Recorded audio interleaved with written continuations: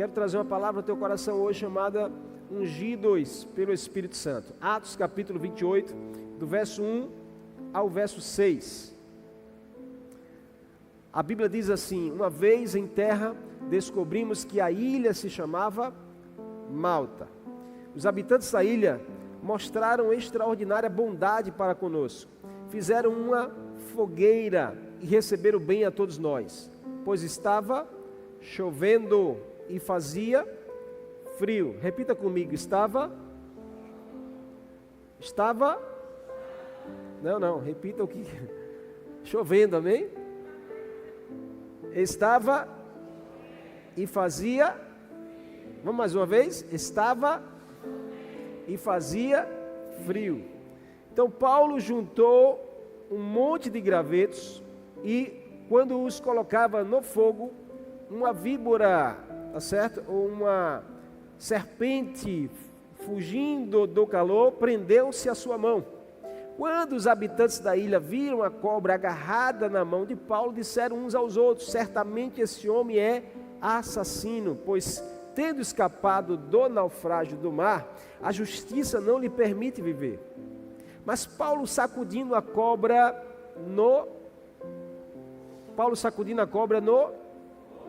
fogo, não sofreu mal nenhum. Eles, porém, esperavam que ele começasse a inchar ou que caísse morto de repente, mas tendo esperado muito tempo e vendo que nada de estranho lhe sucedia, mudaram de ideia e passaram a dizer que ele era um Deus. Quando nós pensamos sobre ser ungido, o contexto bíblico, quando fala de unção, fala de separação. O que é unção? Separação. Quando alguém ou algo é ungido, está sendo separado para ser usado para Deus e por Deus.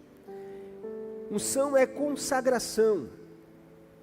Pessoas foram ungidas na Bíblia. Lugares foram ungidos, objetos foram ungidos. A unção aparece desde o Antigo Testamento, também no Novo Testamento. E os significados sempre apontam para uma profundidade espiritual associada à consagração. É muito importante a gente saber, igreja do Senhor, que a unção não só foi para o Antigo Testamento, a unção também é para o Novo Testamento. A unção não só foi para um tempo passado, a unção ainda é para um tempo presente. No Antigo Testamento, a unção era realizada naturalmente usando o elemento chamado azeite. Porque o azeite naquele tempo era um óleo consagrado. Hoje o azeite é usado para a gente colocar na comida. Mas no tempo da Bíblia, ele era usado como um elemento de consagração, de unção, de separação. E derramado sobre as pessoas ou sobre o objeto, para simbolizar a escolha de Deus e a capacitação do Espírito Santo. Alguém que era marcado pelo óleo da unção era alguém que estava abrindo as portas para o Espírito Santo usar e atuar sobre ele. No Antigo Testamento, o Espírito Santo não habitava, o Espírito Santo ele possuía as pessoas. Ele visitava, mas ele não morava. O Espírito Santo só passou a morar quando Jesus foi assunto aos céus. E aí o Espírito Santo não visita mais hoje, ele habita em mim e em você. No Antigo Testamento nós vamos ver que sacerdotes eram ungidos com o azeite, com óleo. Arão e seus filhos foram ungidos para servir como sacerdotes, representando a santidade e a mediação entre Deus e o homem.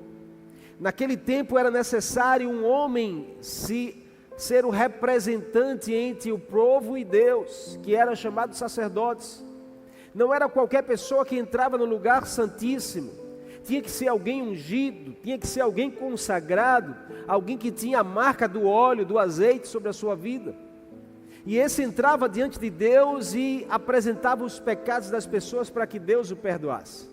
Na nova aliança não precisa mais de um representante, porque o véu foi rasgado pela morte de Cristo na cruz, e eu e você temos livre acesso a Deus para ir a Ele, apresentar os nossos pecados e receber dele o perdão e a misericórdia. No Antigo Testamento, os reis eram ungidos, como por exemplo o rei Saul, como por exemplo o rei Davi, ungidos com óleo derramado sobre a cabeça, na frente de todas as pessoas, para que todos soubessem que eles eram separados para serem úteis para Deus. Alguém escolhido por Deus, na concessão de uma autoridade para governar e para liderar.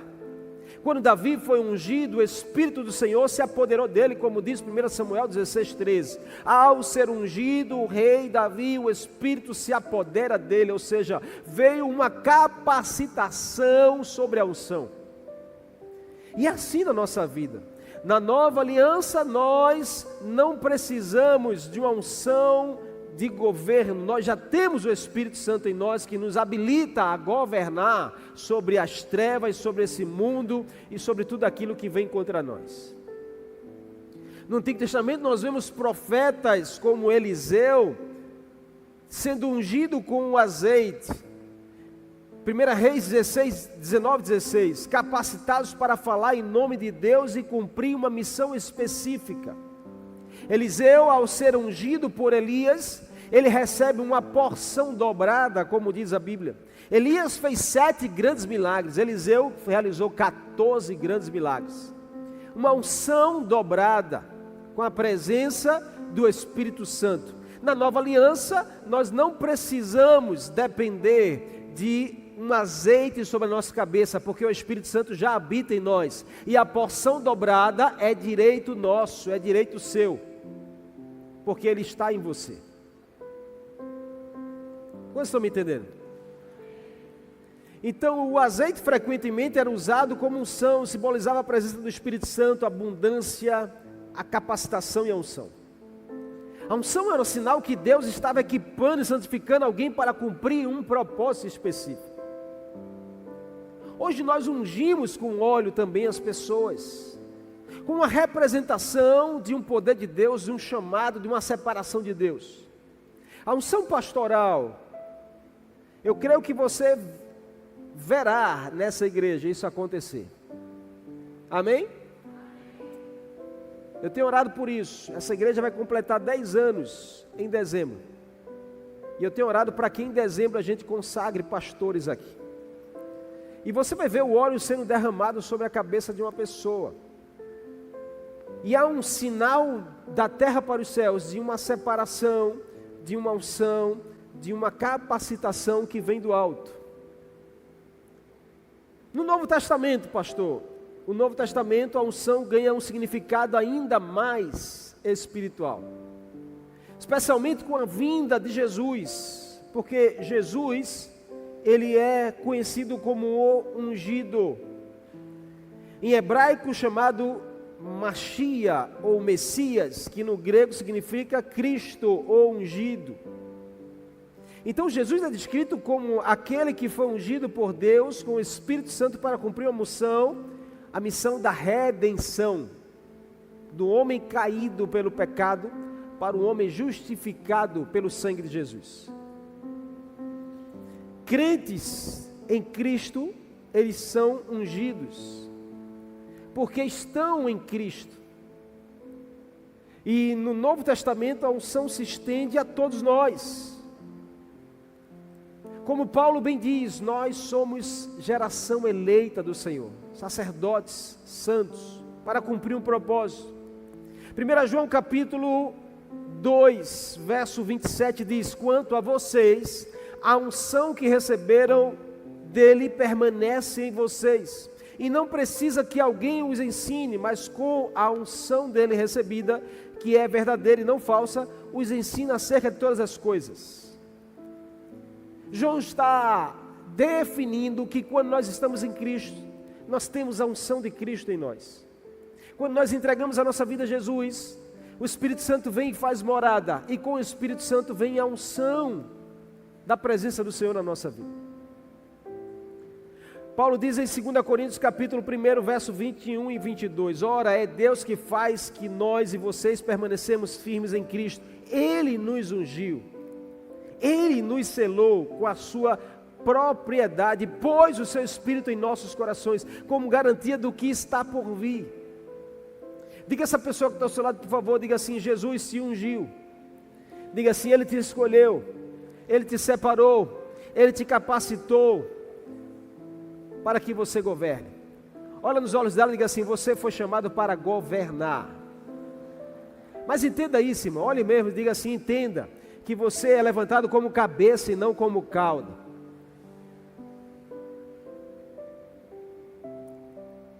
No texto que tem a ver, pastor, com o texto de Atos 28, no texto que nós vemos Paulo ungido pelo Senhor, cheio do Espírito Santo, para governar, não importa a circunstância, mas para agir em meio à unção que ele carregava. E aí, quais lições que um ungido deve experimentar? Nós olhamos para esse texto e eu quero relatar aqui 3 lições para mim e para você. A primeira delas, que um ungido experimenta, é providência em dias de dependência. Diga assim: mas diga mesmo, eu tenho a unção de Jesus na minha vida. E ao ter a unção de Jesus na sua vida, você tem a providência do Senhor sobre você. O texto diz que após sofrer um grande naufrágio, porque o navio ele se arrebenta, 276 pessoas dentro do navio. O Senhor usa Paulo no navio, no meio da tempestade, para dizer: ninguém aqui vai morrer, nenhum fio do cabelo de vocês vai sofrer. Uau, que tremendo, irmão, que unção poderosa. Essa mesma unção está sobre mim e sobre você.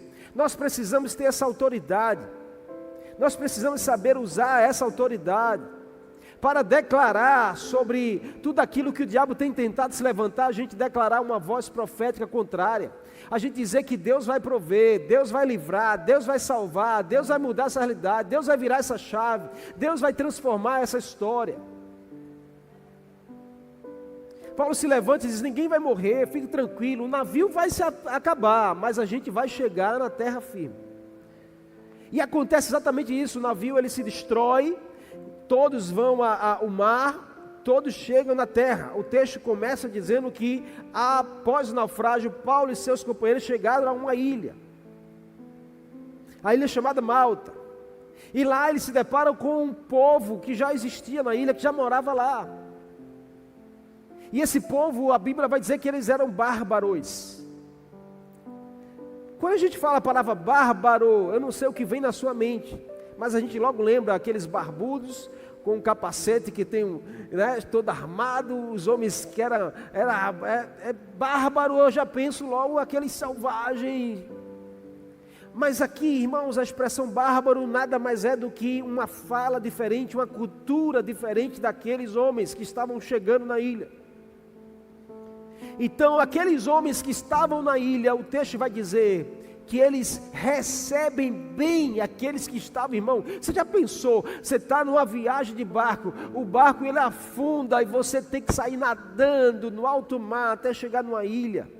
Quando você chega na ilha, a cena era 276 pessoas chegando, irmãos, toda ensopada, desesperada, umas cansadas, outras já se entregue. E quando eles chegam na ilha, eles se deparam com um povo que estava lá, bárbaro, com uma linguagem diferente, uma cultura diferente, mas o texto vai dizer que eles receberam aqueles homens, irmãos, com uma graça, receberam aqueles homens com um amor, que foi algo incomum, só Deus podia fazer aquilo. O que era isso se não fosse a providência de Deus em dias de dependência? Balança esse crente que está ao teu lado e diga assim: no dia que você mais precisar, Deus, Ele vai fazer uma providência na sua direção. Diga: fica tranquilo, porque se você está em Cristo, você tem a providência do Senhor sobre a sua vida.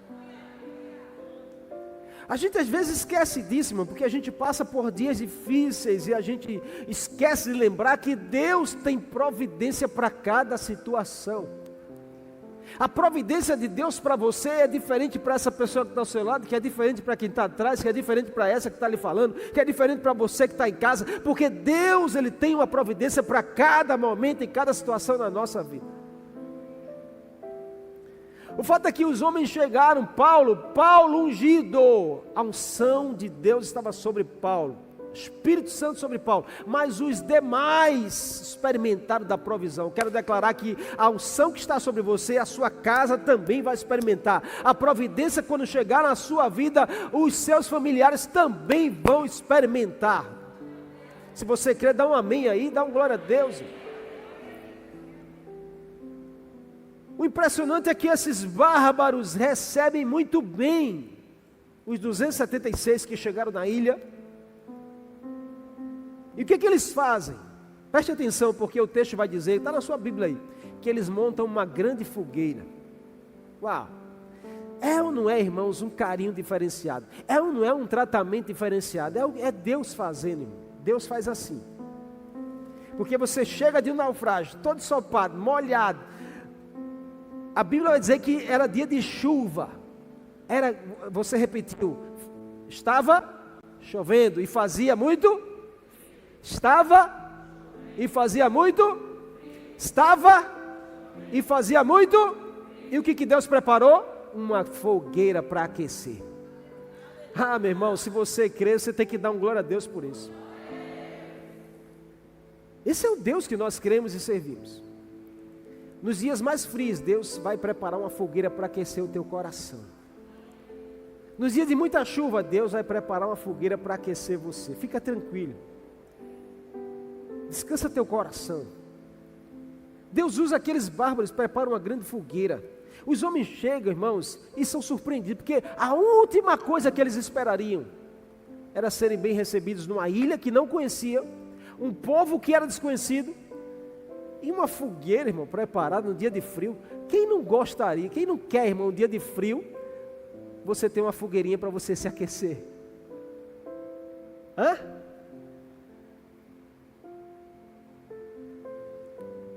E aí o texto vai dizer, aqui nós vemos a mão de Deus agindo através de pessoas inesperadas. Mesmo em lugares estranhos, Deus providenciou refúgio e cuidado. Deus faz assim, irmão, porque quando a gente está em momentos que a gente precisa, Deus usa até pessoas estranhas. Quem já experimentou disso? Quando você menos espera, Deus usa uma pessoa improvável, uma pessoa estranha, que você nunca imaginou. A pessoa vai lá, manda um zap para você, a pessoa vai lá, bate na tua porta, a pessoa vai lá e te procura assim, como é que você está? Você diz, meu Deus, essa pessoa seria a última que eu esperaria vir falar comigo. Eu esperava fulano, ciclano, e ninguém veio falar comigo. Deus faz assim ou não faz? Faz, irmão. Aí a gente fica surpreso, achando assim, que coincidência. Não existe coincidência, existe cristocência. Não existe coincidência para quem crê em Cristo. Existe o propósito de Deus sendo cumprido, é a mão de Deus cuidando, é a mão de Deus fazendo.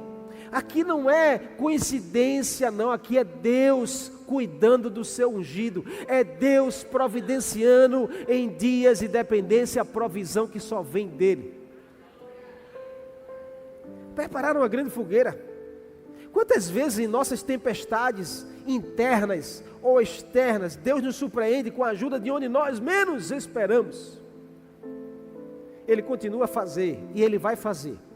Preste bem atenção, porque essa semana você será surpreendido. De onde você menos espera virá um socorro na sua direção para a sua tempestade. Deus continua a usar pessoas, situações e até estranhos para nos sustentar e prover aquilo que nós precisamos. Deus é demais. Isso é a resposta de Deus para mim e para você. Ele está dizendo assim, eu estou cuidando. O que Deus estava dizendo aqui? Eu estou cuidando. Mas o navio afundou, eu estou cuidando. Mas a gente não sei se vai conseguir sobreviver, eu estou cuidando. A gente vai para onde? Eu estou cuidando. Como será quando a gente chegar em terra firme? Eu estou cuidando. Quando você se sentir perdido, irmãos, confie que Deus está guiando seus passos. Mesmo que o caminho pareça incerto, confie que Deus sabe o caminho. Mesmo quando você não vê saída, confie que Deus sempre tem uma saída. Nos seus piores dias, olha para o alto e confia que é de lá que vem o nosso socorro. Provérbios 3, verso 5, confie no Senhor de todo o seu coração e não se apoie na sua própria inteligência. Lembre de Deus em tudo o que fizer e Ele mostrará o melhor caminho a você. Você pode aplaudir essa palavra em nome de Jesus? Você pode dar um glória a Deus aí? Então a primeira lição que a gente aprende nesse texto, que aquele que é ungido, aquele que é chamado, que é consagrado, que é separado, ele vai experimentar de uma providência em dias de dependência. Pode ficar tranquilo, mas as pessoas não vão entender, mas não precisa entender. Você precisa só crer e experimentar. Não vai faltar providência sobre você e a sua casa. Não vai faltar providência de Deus no dia que você depende. Segundo, ungidos eles experimentam da proteção em dias de aflição. O texto diz que o dia estava chuvoso e fazia muito. O dia estava e fazia muito. Eles estavam molhados. Você sabe o que é você? Irmão, alguém já tomou banho de praia em dia de chuva? Alguém aqui já? É bom demais, né? É ruim. A chuva quando aperta você quer mergulhar. Mas eu quero ver você sair de uma água gelada num dia de chuva. É bom ou ruim? Hã?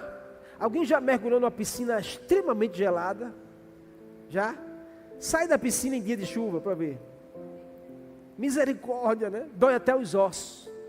Não dói os ossos? Hã? Dói. Às vezes a gente vai para Gravatar, e Gravatar é frio. E as piscinas de lá são geladas, mas gelado é gelo, que você não aguenta nem. Você tem que entrar de vez assim, quando entra. Mas quando sai, o problema não é nem entrar, o problema é sair, irmão. Quem quer sair da piscina? E aí quando cai uma chuva, irmão, parece que é negócio para... Aí você diz assim, mas Deus do céu. Porque eu pergunto a você, Paulo e os 275, não poderia estar reclamando, mas Deus do céu, já não basta o navio afundar, e o Senhor ainda manda uma chuva, parece que a gente está amaldiçoado. Quem nunca pensou assim? Que quando você está passando por um negócio, está dando ruim, aí você pensa que vai melhorar, o negócio piora ainda mais. Você está entendendo o que eu estou falando? Não? Hã? O navio já afundou, a gente já está à deriva, está aqui nadando, tentando chegar, e quando chega na terra, na ilha, Deus manda uma chuva, irmão, chuva. E não era só chuva, porque a Bíblia diz que era frio. E eu fico pensando, doía até os ossos desse povo. E aí, uma grande fogueira, irmão. Ah, meu irmão, quem vai para outro lugar, se não for perto da fogueira? Uma grande fogueira, e eles se reuniram ao redor, porque eles precisavam do aquecimento. Estavam todos molhados, e chuva. Porém, fogueira em dia de chuva. Olha quantas coisas esse texto nos mostra. Que eu pergunto a você, qual a fogueira que se mantém acesa em dia de chuva? Se não for Deus. Daqui a alguns dias você vai ver um monte de fogueira na rua. Eu, antes de me converter, eu era, que a casa da minha avó tem a religiosidade de fazer fogueira para os 3 santos, que é São Pedro, Santo Antônio, São João, né? E eu era aquele que ia cortar lenha para montar a fogueira. Minha avó, eu com meus 14, 15 anos, nunca esqueço isso, eu estava lá cortando lenha. Mete o machado, corta a lenha, monta a fogueira bem bonitinha, organiza, deixa ela prontinha, amarra. Quando der umas 5h40, a gente começa a preparar o fogo. E eu me lembro, irmão, que teve um dia que caiu uma chuva, molhou a madeira toda. E eu dizia, vó, como é que a gente vai acender? Ela disse, vai com fé que vai pegar. Mas eu dizia, meu Deus do céu, e Deus não está vendo que hoje é dia de fogueira? Para que Deus manda chuva?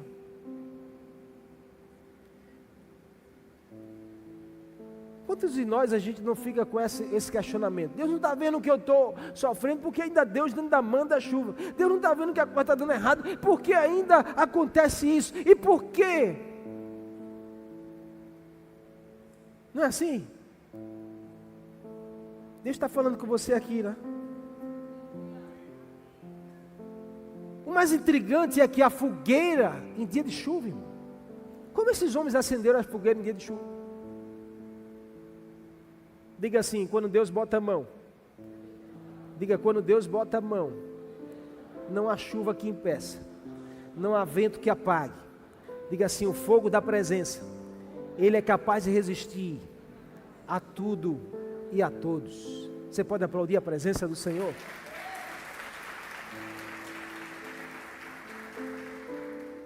E aí, todos ao redor da fogueira, dia de chovendo e a fogueira pegando, queimando. O que é que Paulo faz? Paulo vai lá, se afasta um pouco das pessoas, junta um monte de gravetos, pega os gravetos e vai levar para onde? Me ajude aí. Para onde Paulo vai levar os gravetos, irmão? Me ajuda. Para a fogueira, exatamente. Você achou que era para onde? Paulo vai lá e vai botar na fogueira. O que Paulo queria com isso? O que Paulo queria com isso? Diga assim, ele queria manter o fogo aceso. Diga, ele queria manter o fogo aceso. Diz a 3 pessoas aí, diz assim, ele queria, era que o fogo não apagasse. Diz a outra pessoa, ele queria, era manter o fogo aceso. Paulo prontificou-se em ir lá e dizer assim, deixa que eu vou manter o fogo aceso. Deixa que eu sou aquele, escute, irmão, Paulo está dizendo assim, eu não fiz a fogueira, mas eu vou me comprometer em manter o fogo aceso.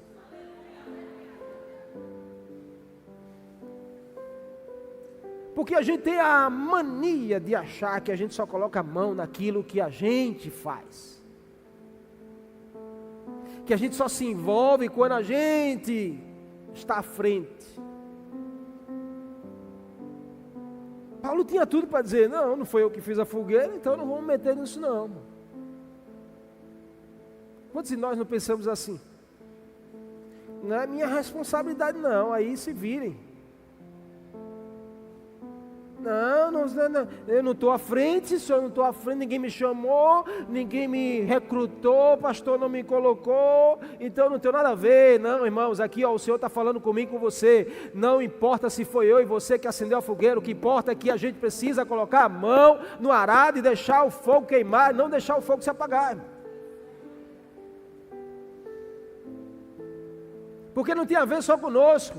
Eram 276 pessoas, mais os bárbaros que já estavam na ilha. Então Paulo vai lá, junta os gravetos.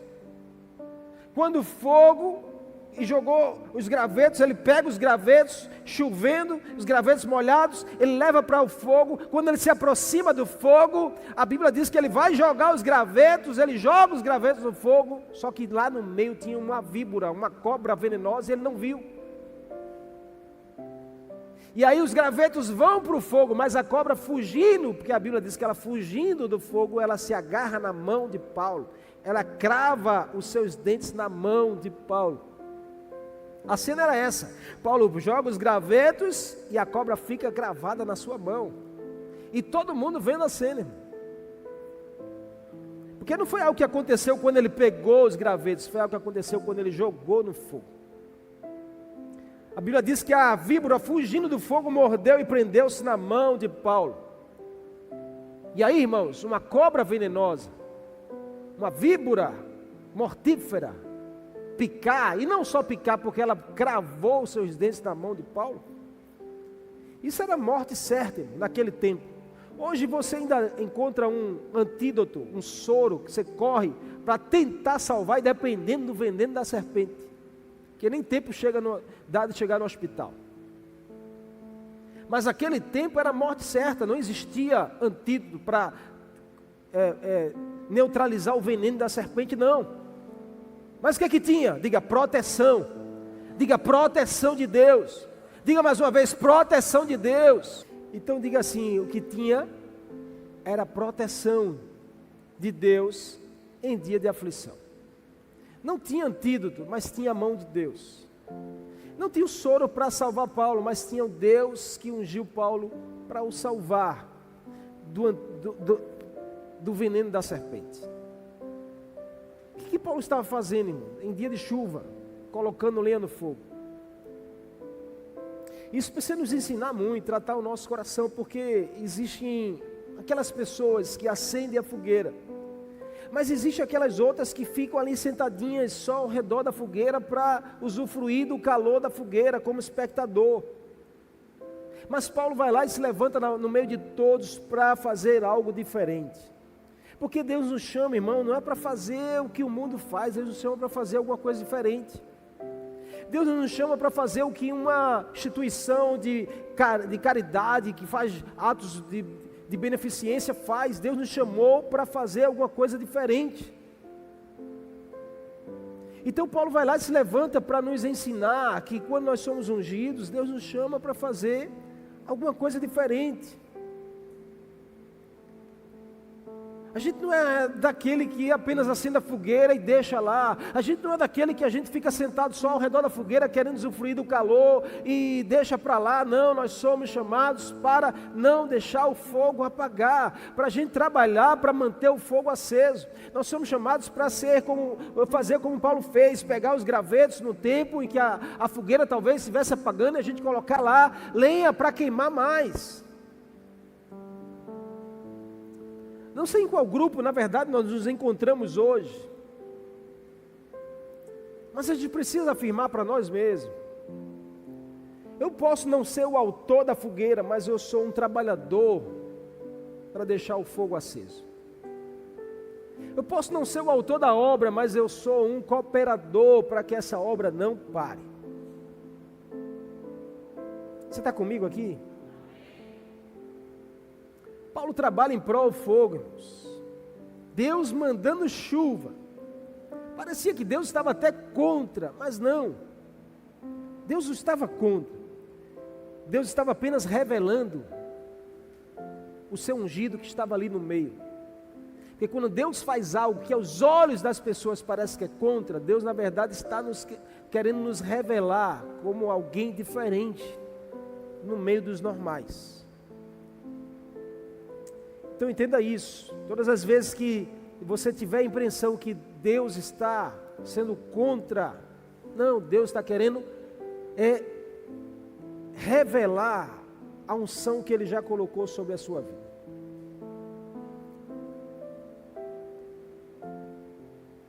Você está comigo, amém? Em nome de Jesus. A víbora agarrou a mão de Paulo. O texto diz que todos ali ficaram espantados com aquela cena e esperando o que iria acontecer. No entanto, eu pedi até para você repetir, porque Paulo, com a víbora agarrada nas suas mãos, ele joga a víbora ao fogo. E esse detalhe da Bíblia é muito importante, porque Paulo, ele poderia querer se livrar da víbora jogando para qualquer lado, sim ou não? Porque a atitude mais natural nossa é jogar e não se importar para onde a gente está jogando. Só que ao redor da fogueira existiam várias pessoas. E você já pensou se Paulo joga a víbora para qualquer lado? Naturalmente ia bater em alguém, ou ele prejudicaria alguém, ou ele colocaria em risco a vida de alguém. Mas não, ele é muito preciso. Ele vai lá e joga a víbora ao fogo, porque ele não quer colocar risco na vida de ninguém. Então vamos parar, irmãos, de querer se livrar de algum problema e expondo as pessoas a risco, expondo a vida das pessoas, expondo a família das pessoas. Vamos parar de querer se livrar de uma víbora e jogando para cima de outras pessoas. Vamos fazer o que precisa ser feito, amém? Então a víbora ela foi jogada no fogo, não foi na direção das pessoas. Não foi querendo que as pessoas sofressem algum dano. E aí é onde a gente vê a proteção de Deus na vida de Paulo. Porque o que era para ser a sua destruição se torna um testemunho de poder de Deus. Porque Paulo era para morrer ali na hora. Mas o poder de Deus é tão grande que nada, a Bíblia diz que nada aconteceu a Paulo. Uau! Você pode aplaudir a presença de Deus? Aleluia! E por último, para a gente encerrar,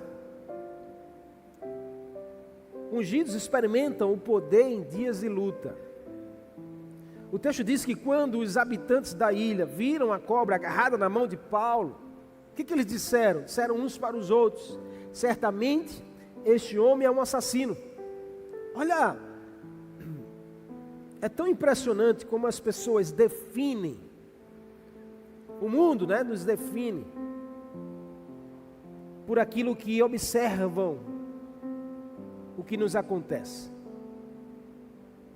O texto diz que os homens viram a víbora agarrada na mão de Paulo e logo definiram o porquê disso estava acontecendo. Esse homem é um assassino, esse cara não presta, isso é uma peça ruim, esse cara aprontou alguma coisa, para estar passando por isso, alguma coisa ele fez.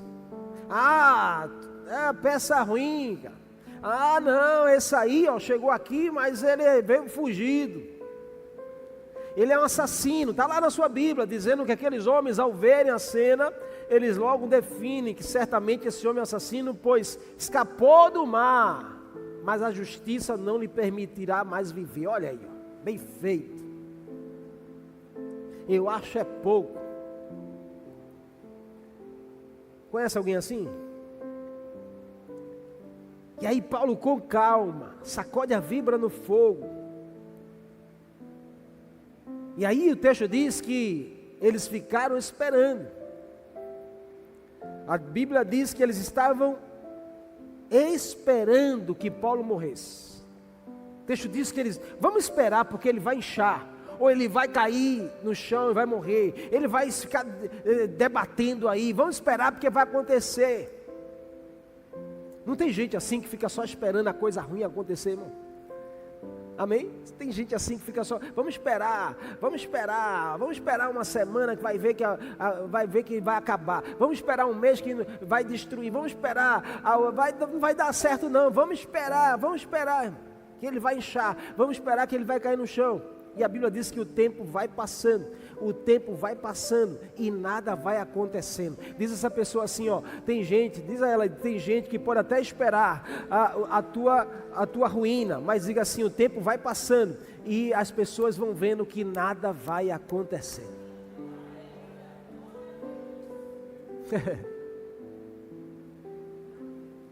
O texto diz que o tempo vai passando e nada vai acontecendo. O que é isso se não é o poder de Deus? Aí o texto diz, tendo esperado muito tempo e vendo que nada aconteceu, mudaram de ideia. Antes eles disseram, esse homem é um assassino, esse homem não presta, esse homem tal. Que triste reputação, irmãos, estavam colocando sobre Paulo. Que nada disso aconteceu. Paulo era ungido do Senhor. Aí vendo que nada estava acontecendo, mudaram de ideia. Depois estavam dizendo que ele era um Deus agora. Uau, que poderoso testemunho.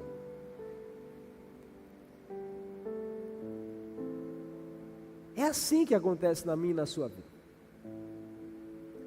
Nós precisamos aprender a permanecer, irmão. Permaneça firme. Permaneça convicto e convicta de quem é Deus na sua vida. Não importa o que as pessoas podem criar conceitos, definir histórias, fica tranquilo, fica no teu lugar, fica em silêncio, fica confiante no poder de Deus, porque o tempo vai passando e as pessoas vão começando a ver que nada daquilo que elas profetizaram ou esperaram, vai acontecendo. E aí sabe o que acontece? Deus vai lá e muda o quadro. E aí o testemunho, porque as pessoas vão começar a perceber a mão de Deus. Vão começar a ver Deus na sua vida e na sua casa. Vão começar a ver que, puxa, só Deus para fazer isso. Só Deus para sustentar esse casamento. Só Deus para fazer esse milagre. Só Deus para abrir ainda essa porta de emprego. Só Deus para fazer essa empresa prosperar. É só Deus que nesse negócio para fazer isso acontecer, irmão. Tendo esperado muito tempo e nada vendo o que aconteceram, mudaram de ideia. É assim que Deus trabalha na minha e na sua vida. Aquela víbora não teve poder sobre a vida de Paulo, porque Deus estava sustentando Paulo para cumprir a sua missão. Então vamos aprender essa lição, que as víboras da vida, problemas, acusações, perigos, podem surgir de repente de onde a gente menos espera. A gente pode ser surpreendido por uma víbora que morde, que pica, que tenta nos matar. Mas quando nós estamos nas mãos de Deus, Ele nos protegerá. Você não vê Paulo desesperado. Ai meu Deus, eu vou morrer. Não. Você vê Paulo jogando a víbora no fogo, no lugar certo. E você vê Paulo confiando. Assim nós devemos enfrentar os desafios com fé, sabendo que Deus pode transformar maldições em bênção. Deus pode transformar lutas em testemunho. E é isso que Ele quer fazer na minha e na sua vida. Você tem a unção do Espírito Santo. Amém? Você tem a unção da presença do Espírito Santo. E essa unção te habilita a você provar de tudo isso que nós falamos. A você provar da providência de Deus. A você provar da proteção de Deus. A você provar do poder de Deus sobre a sua vida. Ele espera que eu e você possamos sacudir tudo o que não presta no fogo. Tudo aquilo que o diabo coloca e tenta colocar na nossa vida, vamos sacudir no fogo. Tudo aquilo que o diabo arma e tenta planejar para nos fazer morrer na fé, vamos jogar no fogo do Senhor.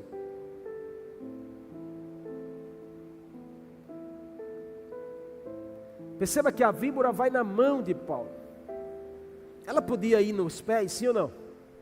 Sim ou não? Me ajuda aí, para a gente terminar. Mas por que ela vai na mão? Porque ela vai no local onde Deus mais nos usa. As mãos de Paulo, irmãos, foram usadas por Deus para escrever as cartas, epístolas. E o diabo continua ainda agindo dessa forma na minha e na sua direção. Mas nós precisamos ter o entendimento e a fé de fazer com que ele vá parar no lugar certo. Jogar ele no fogo para que ele seja queimado.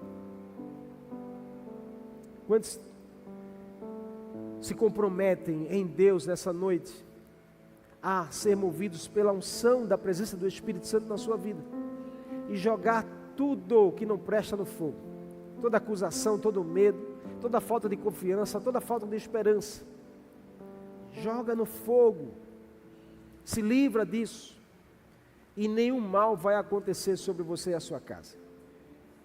Nós iremos provar de ainda mais do poder de Deus sobre a minha e a sua vida. Amém?